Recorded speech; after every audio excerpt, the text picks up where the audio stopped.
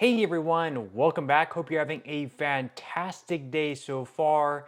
So in today's video, we are going to be breaking down the presidential election, Donald Trump versus Kamala Harris, as well as looking at the races in the Senate and the House, and why breaking down, why it really shouldn't surprise any of us that Donald Trump not only defeated Kamala Harris in the 2024 election, but really it wasn't all that close at the end of the day. But before we go ahead and dive into today's video, if you would like to receive up to $200 in free stock or $200 in free cash, in a pinned comment below, I will be leaving a link to Robinhood.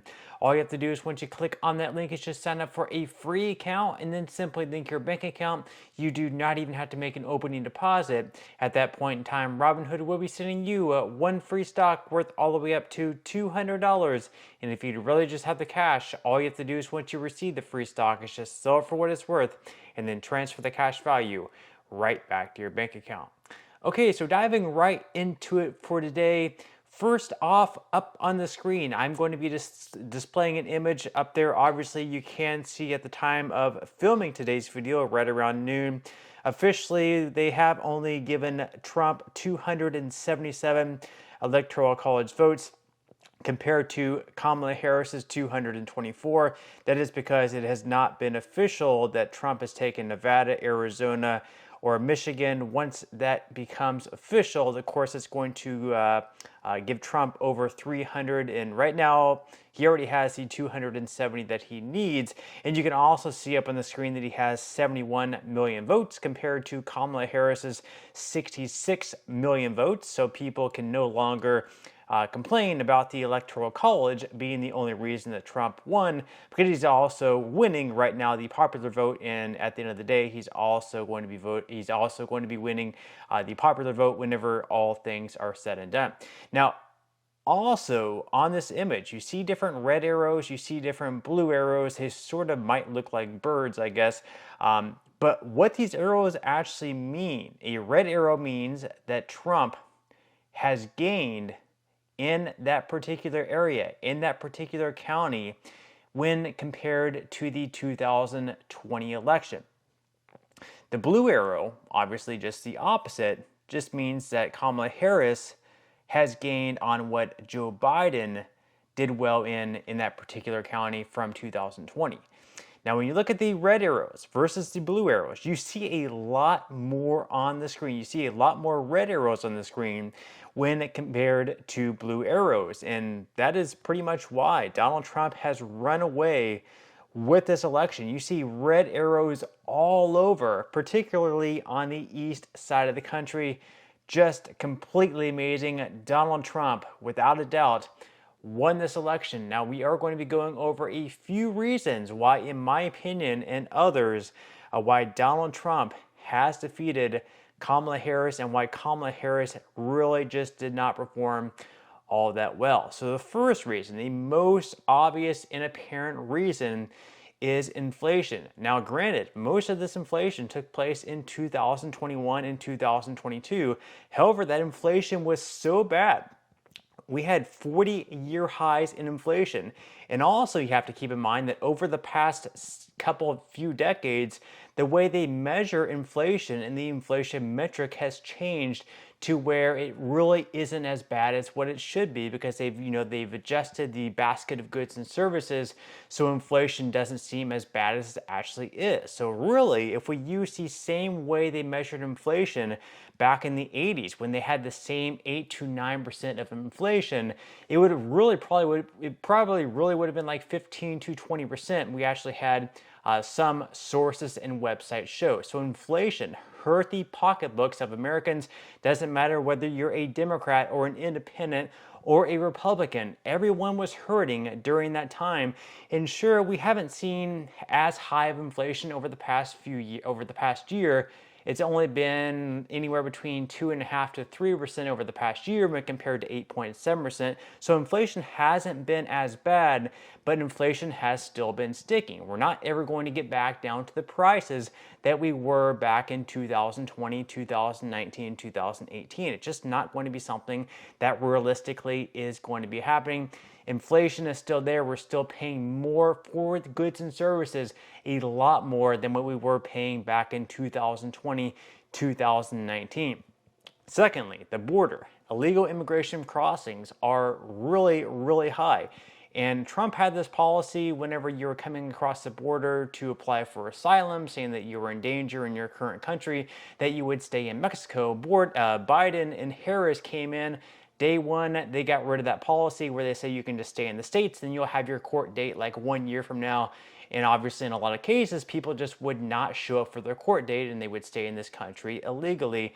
Not sure why they got rid of that policy. And because of that, of course, we had this huge spike in illegal immigration. You can see up on the screen, we have yet another image.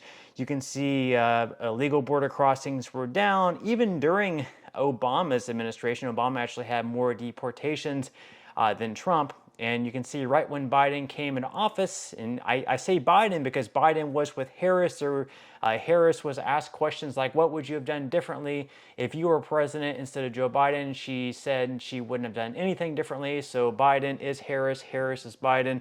You can use those two words pretty much interchangeably. And you can see once again up on the screen, under Harris Biden administration, illegal border crossings went up substantially. And that's not even counting getaways. So it would have been even higher than that if you would have counted, the getaways as well. And then finally, over the last couple of months, they, locked down the border a little bit harder. But obviously, that was just because she did not want to look bad for the election and everything like that. Now, third way, the assassination attempt on Trump. You might be asking which one, which is sad but true. Many, a couple of different assassination attempts on Trump. In this case, we were talking about the one that took place in Butler, Pennsylvania, where luckily he was looking up at that immigration map, and then it just, I guess if he didn't look up, it would have hit him in the head, but since he looked up, the angle changed where it just hit him in the ear instead. Luckily, he did look up. You can, it's just in a crazy event. And then after he got hit, of course, he stood up, raised his fist. It was that iconic photo with the American flag behind him. Americans took that personal. He was being compared to Hitler. He was being called a fascist. And then if you call someone Hitler, obviously there's going to be someone crazy enough that tries to assassinate Hitler, assassinate Trump in that case. And that's exactly what happened. I think Americans took great offense to that and they got behind him. The energy behind Trump was very strong at that point in time. Fourth off, like I just said, the legacy media, we had Biden, we had Harris, and many Democrats also calling Trump a fascist, a Hitler. And if you vote for Trump, you're also pretty much voting for Hitler and a fascist. I think Americans took great offense to that. So, of course, that gave Trump a lot of energy as well. Of course, we also had recently, I believe it was Biden or was it Harris, calling Trump garbage or Trump voters garbage, or it could have been the legacy media, all three of them. That obviously put a lot of energy and momentum behind Trump and Trump voters. Sixth, Harris wasn't exactly the best candidate. Obviously, Joe Biden beat Donald Trump back in 2020. And then Joe Biden won the Democratic primary that took place in 2024. He won every single state. And then they decided after his debate with Donald Trump that he was no longer going to be their candidate. They pretty much booted him out. Joe Biden said he had no intention of leaving, that he didn't want to leave, and it would take a very bad illness or something like that for him to leave. And then a couple of days later, he magically ended up with COVID. He disappeared for a few days at Camp David, and then it came out, I guess, that he was going to be dropping out. And then Kamala Harris was decided by, I guess, who knows who, to be his replacement. Not a single person, not a single Democrat actually voted for her, and she performed very poorly during the 2020 Democratic primary. And, she was hoisted into that role without having like another quick Democratic primary. You can't tell me they didn't have time. You can't tell me they didn't have the money, because they had tons of money flowing in, tons of donations Who knows who would have won?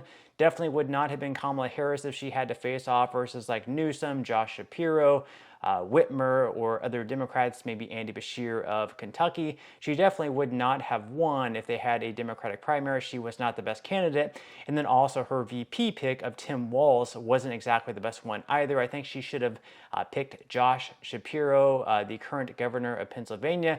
I think they would have at least won Pennsylvania. Perhaps it would have given them an even better chance to win states like Michigan and Wisconsin as well, but she ended up picking Tim Walz, who is even more to the left than her on many issues there, so not a good VP pick. So those are the reasons, at least in my opinion, that Kamala Harris did so poorly in this election. Once again, you can see up on the screen, 71 million votes right now at the time of filming this video to Donald Trump, to Kamala Harris's just 224, and we still have Nevada, Arizona, and Michigan in play, all of which are going to be going to Donald Trump. And you can see that Donald Trump performed really well in traditionally very deep blue states like Illinois. Donald Trump getting around 45% of the votes in Illinois. He got around 44% of the votes in New York. So he picked up votes in both Illinois and New York. And right now you can see as far as the Senate goes, right now the GOP has 52 seats. We still have the Arizona seat in play with Kari Lake potentially winning there. More than likely, she's going to be losing. Then we have the Nevada seat still in play. Rosen, last I checked, he had a very narrow lead in Nevada. And then, of course, Michigan and Wisconsin still in play in Pennsylvania. So, obviously, the GOP can pick up a couple more Senate seats, perhaps, with those elections still taking place. And then as far as the House results go, right now Republicans have 199 seats. We still have a ways to go. Not sure when we're going to get the full results there as far as the House results go. And right now, once again, at the time of filming this video, right around noon, Kamala Harris has still not conceded to Donald Trump. And if you flip this around, if Donald Trump were to have lost, and at this time, if he still has not conceded the election, you know the legacy media would be going absolutely crazy. But with that said, leave your thoughts in comments below. What do you think about this election? Are you happy with the results? Are you surprised? Are you unhappy? How do you think the next 4 years are going to be going? Leave your thoughts in comments below. But that's all we have for today's video, and I will see you in the next one.